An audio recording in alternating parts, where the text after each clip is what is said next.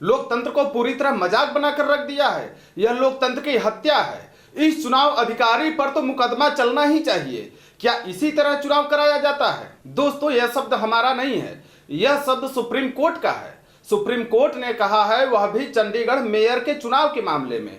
आपको जानकारी दे दे कि चुनाव अधिकारी अनिल मसीह को सुप्रीम कोर्ट ने जबरदस्त फटकार लगाई है और कहा है कि तुमने ही बैलेट पेपर को खराब किया है।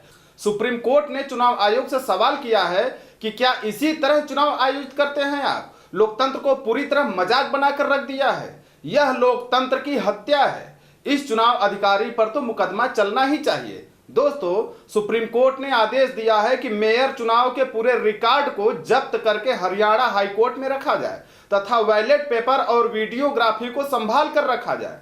सुप्रीम कोर्ट ने यहां तक कह दिया है कि यदि हम संतुष्ट नहीं होंगे तो दोबारा चुनाव कराने होंगे। चुनाव अधिकारी अनिल मसीह को यह भी आदेश दिया है कि 19 फरवरी को अदालत में पेश हों और अपनी कारगुजारी पर जवाब दें।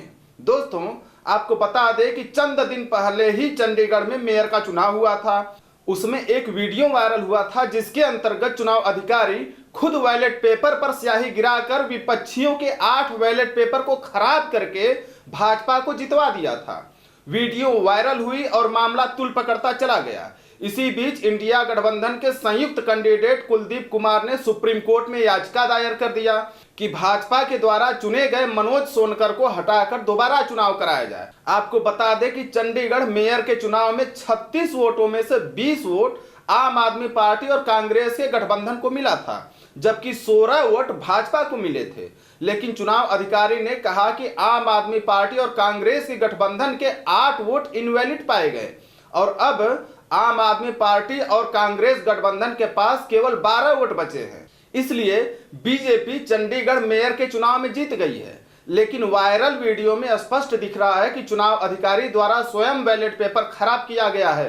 दोस्तों, जब सुप्रीम कोर्ट ने ही कह दिया है कि यह लोकतंत्र की हत्या है, जब सुप्रीम कोर्ट ने चुनाव आयोग तक को फटकार लगा दी है कि क्या इसी तरह चुनाव आयोग चुनाव कराता है, तो क्या वास्तव में जो लोग चुनाव आयोग के प्रति आंदोलन कर रहे हैं या ईवीएम का विरोध कर रहे हैं, उनकी बातों को सही नहीं माना जाना चाहिए। जब ईवीएम बनाने वाली कंपनी में 4 डायरेक्टर बीजेपी के हों, जब चुनाव आयुक्त की नियुक्ति में केवल प्रधानमंत्री का ही दबदबा हो, जब चुनाव अधिकारी द्वारा बैलेट पेपर खराब करने की वीडियो पूरे देश में फैल गई हो, तो क्या यह सब देखकर यह नहीं माना जाना चाहिए कि जो चुनाव आयोग बैलेट पेपर को गलत तरीके से इनवैलिड करके बीजेपी को चुनाव जितवा सकती है, क्या वह चुनाव आयोग ईवीएम का गलत इस्तेमाल करके बीजेपी को चुनाव नहीं जितवा सकती?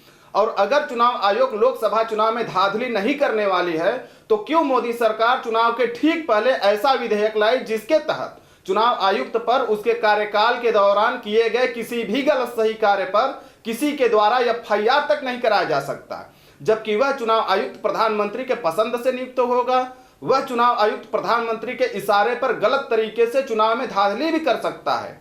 फिर भी चुनाव आयुक्त को बचाने के लिए इतना कठोर कानून क्यों लाया गया? अगर हमारे द्वारा दी गई जानकारी आपको लोकतंत्र के पक्ष में लगे तो वीडियो को लाइक करें, चैनल को सब्सक्राइब करें और घंटी का बटन दबाना ना भूलें। धन्यवाद।